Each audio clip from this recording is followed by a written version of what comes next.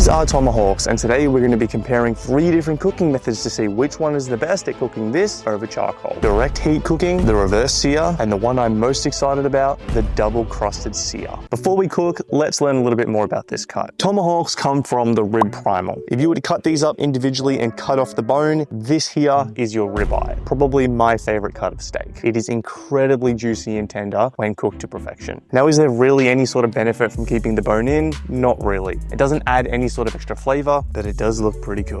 Ribeyes are made up of 3 main muscles. The longissimus dorsi, or the actual eye of the ribeye. This is the main part of the steak. The spinalis dorsi, or the ribeye cap. This is often called the butcher's butter because it's probably the most flavorful and tender muscle in the entire cow. We also have the complexus muscle, which is commonly found at the chuck end of the rib roast and is also pretty tender. All right, now that these are all cut up, it's time to season our steaks. Now, realistically, I should have seasoned these last night, but I didn't have the time, so we're gonna do it now. When seasoning meat, you should do it either immediately before or at least 60 minutes before the cooking process. Whatever you do, do not salt your steaks, leave them out for 15 to 30 minutes and then cook them. The salt will have drawn the moisture out of the meat and it's now going to sit on top in this briny, salty liquid. But if you wait at least 60 minutes, a lot of that salty moisture is going to be reabsorbed, leading to a juicier and more tender steak. Let's get to cooking. Method 1, direct heat. Now, typically there are only ever 2 reasons you want to choose a direct cooking method over something like a reverse sear for something as thick as a tomahawk. You want a really good crust, or you simply just can't be fluffed cooking the steak for an hour and you want to get it done in a quarter of the time. And that's fair enough.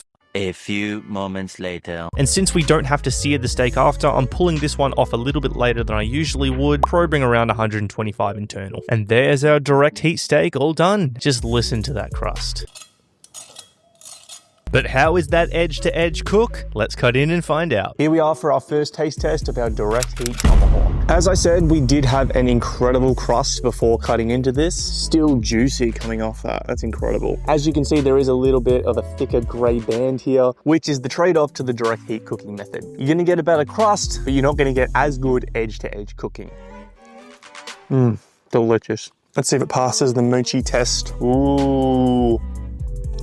What do you give that steak? Well, we've still got 2 more steaks to cook today, so let's move on to our reverse sear method. When reverse searing a steak in a kettle, you want to do what's called 2-zone cooking. You want to have a hot zone where the coals are and a cold zone off to the side. And this is where you're going to place your steak to cook with indirect heat. The kettle's sitting at 225 Fahrenheit and we're smoking over some apple wood. 45 minutes later, she's probing at 115 internal. It's time to sear. The reason we pull it off a little bit earlier is because we are going to be searing it. The steak is going to continue to cook. Now, usually we're going to be opting to move the steak to the direct heat side for searing, but I've got a better idea. And she's just about done. And it's time for our second taste test, the reverse sear tomahawk. Now you can already see that the crust is not as crusty, but I mean, look at that edge-to-edge cooking. There's pretty much 0 gray band on that whatsoever. Much more tender, much more juicy, falls apart in your mouth. And that's what you can expect with the reverse sear. Although it's the best bet. Now we still have 1 more steak to cook.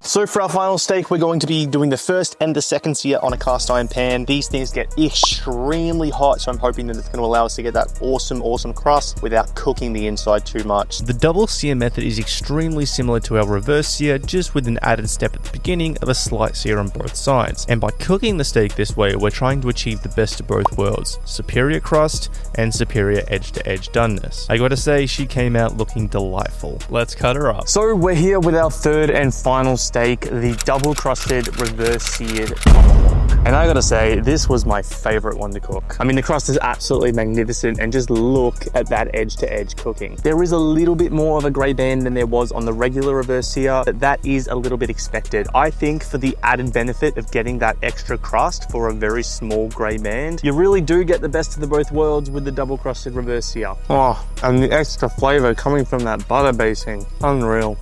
Oh, yummy. You can't have the rest of it. That's not for you.